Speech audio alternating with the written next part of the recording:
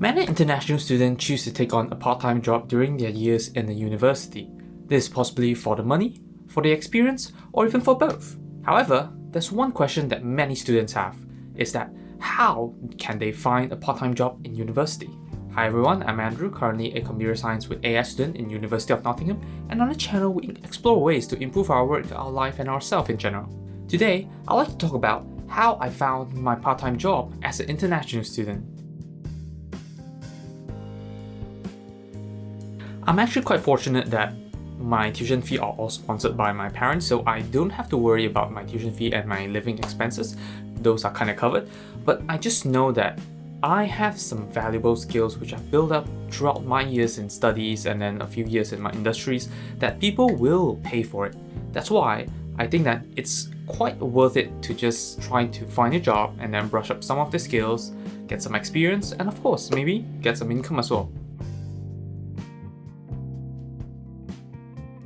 To be honest, how I got my part-time job is actually really easy, and it could be because I'm quite fortunate, but I had something clear in mind because I knew that I'm in my final year, so I am quite busy, and then I have a few things that I'm doing on my own, which is like doing YouTube and then some podcasts as well. So I wouldn't want to spend much time commuting. I would prefer if it's like right on campus or if it's just remote, and therefore when I'm searching for jobs, I encountered this website called Untitled, which is actually a job posting website that directly offers university students jobs in their campus or around their campus. And from there, I was fortunate to be able to find some job by our university, and in particular, student creator, which is all about like all this content creation, which includes like Instagram, blogging, podcasting, and even video vlogging and all that.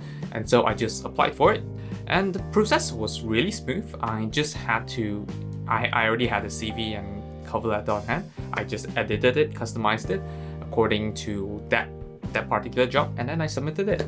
And probably because it's like in university, so of course I got the job, and then I even uploaded some video. I made some video for the university, so probably you can find it somewhere. So that is actually how I got my part-time job. It's really easy, really straightforward. But of course, I could have found more. I never really go and find more because I knew that I'm just a bit busy. Therefore, I didn't choose to find more. But I believe it shouldn't be that hard for everyone else since I was already able to find one.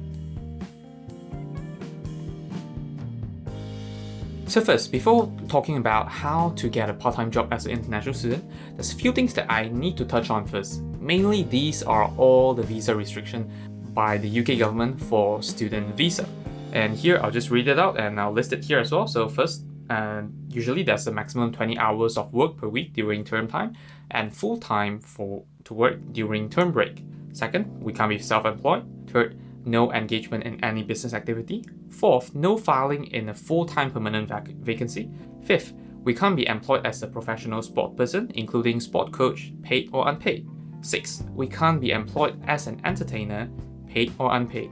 Seventh, we can't work as a doctor or dentist in training unless on a foundation program. So these are mainly the few restrictions that are given to a student visa. Now let's go into the part where most of you are looking forward to, so which is how to find a part-time job here. So there's of course always two pathways. There's the online pathway or the offline pathway. So first I'll talk about the online pathway. Online pathway is quite easy. I believe people which try to find some job would definitely know, just use Google search, like any kind of jobs website, or even there's apps available. But personally, I checked out a few job posting websites and a few apps as well. I find that they are not that reliable because first thing, some of the jobs doesn't fit into our restriction. So some might require more than 20 hours, or some might just be in some industry which we can't work in using a student visa. So personally, I would definitely prefer using Unitimes because first, it's like it's designed for university student, and second, there's quite a lot of detail listed there, and it's quite an easy process. So you just have to check whether if those jobs are temporary part-time positions, and then whether you can choose to work for less than maximum 20 hours or even less.